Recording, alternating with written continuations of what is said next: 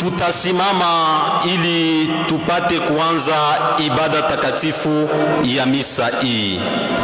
Alors que la République démocratique du Congo commémore le 66e anniversaire de son accession à la souveraineté nationale et internationale, tous dans la cathédrale Saint-Pierre et Paul de Lubumbashi, c'est mardi le point névralgique d'une intense communion ecclésiale. Dans un air des ailes matinée d'une gravité solennelle, une messe pontificale pour la paix et la cohésion nationale a été célébrée, marquant d'une pierre blanche ces jubilés suspendus aux contingences de l'histoire immédiate. Placé sous le haut patronage de son Excellence Monseigneur Fulgence Muteba, archevêque métropolitain de Lubumbashi, président de la Conférence épiscopale nationale du Congo et membre éminent du dicaster romain pour le service du développement humain intégral, la célébration revêtait une dimension résolument holistique. Pour donner à ce suffrage toute l'onction mémorielle récuse, l'amphitryon de la journée était entouré de ses pairs. Monseigneur Jean-Marie Vianney, évêque auxiliaire, et Monseigneur Vincent de Paul Kwanga, évêque du diocèse de Manono. À 10h30 précise, l'an 3 s'est déroulé dans une atmosphère d'une sobriété compassée. Son Excellence, Monseigneur Fulgence Muteba, est monté à l'amban pour délivrer une allocution d'une rare acuité politique. Mania le verbe avec une vigueur prophétique, c'est que l'assistance a immédiatement qualifié des coups de bâton forts. Le prélat a fustigé les forces centrifuges qui menacent l'intégrité du corps social congolais. Qu'avons-nous fait de cette indépendance pendant 66 ans? Et qu'en faisons-nous maintenant? C'est là deux questions fondamentales qu'on ne saurait aujourd'hui ni occulter, ni esquiver. À cause des guerres qui ont sémé misère et désolation au lendemain du 30 juillet 1960, notre joie de l'indépendance, fut de courte durée. Des rébellions s'ensuivirent. Puis, une dictature féroce s'installa.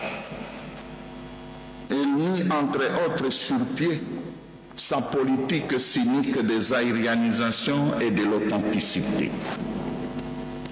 L'économie nationale, qui était à l'époque comparable à celle du Canada, vacilla, puis elle commença sa descente funeste aux enfers.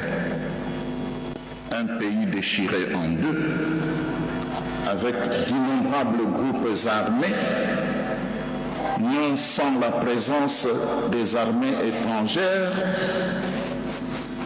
invitées ou non. Vous en connaissez les conséquences. Notre histoire post-indépendance est émaillée de guerres, de sécession,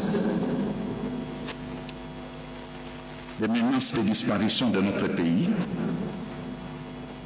des déplacements massifs de populations, d'exil, de misère, du retour aux pratiques peu démocratiques jadis dénoncées, de restrictions des droits et de liberté des citoyens, et j'en passe.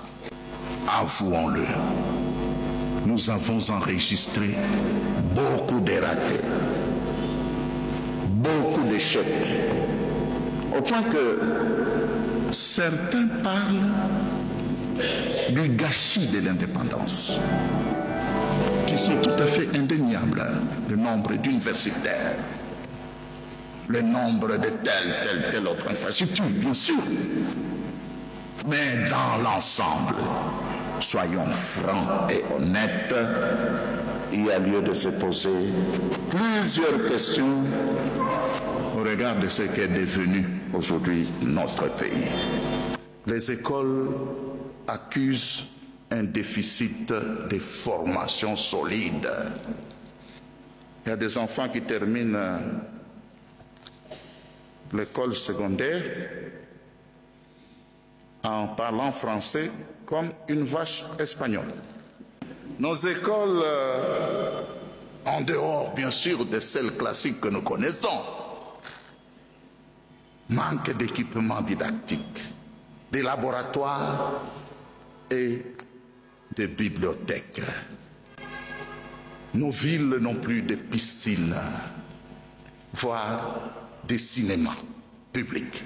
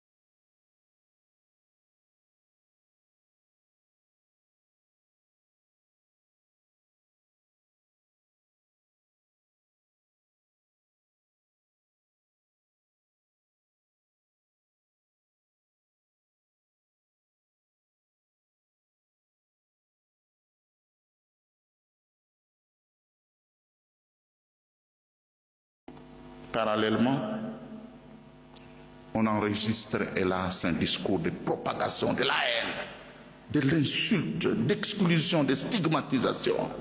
Oh, tel est rwandais. Il suffit d'avoir un nez bien créé pour être taxé de rwandais, ou plutôt d'avoir un discours qui ne passe pas dans les milieux fondamentalistes. Excellences, frères et sœurs, ce tableau n'est pas exhaustif. Voilà pourquoi il nous faut une thérapie de choc, une autocritique rigoureuse. Inutile de passer le temps à nous entre-accuser, à nous diaboliser et à nous incriminer les uns les autres. Ça, c'est mon avis. Le chemin à prendre est celui de construire ensemble une paix durable en RDC et dans la région des Grands Lacs, dans la sous-région de la SADC. Et nous devons nous pardonner, nous réconcilier, nous accepter et reconstruire la cohésion nationale sur fond du vivre ensemble. C'est à l'issue de la communion que l'Assemblée a basculé dans une cadence proprement eschatologique. Une procession magistrale à travers la nef déployant les étendards des 26 provinces de la République. Ces tableaux synoptiques de la nation mettant en scène la convergence de la diversité régionale sous la voûte sacrée a déclenché une vague d'agression irrépressible parmi les dévots et les officiels présents.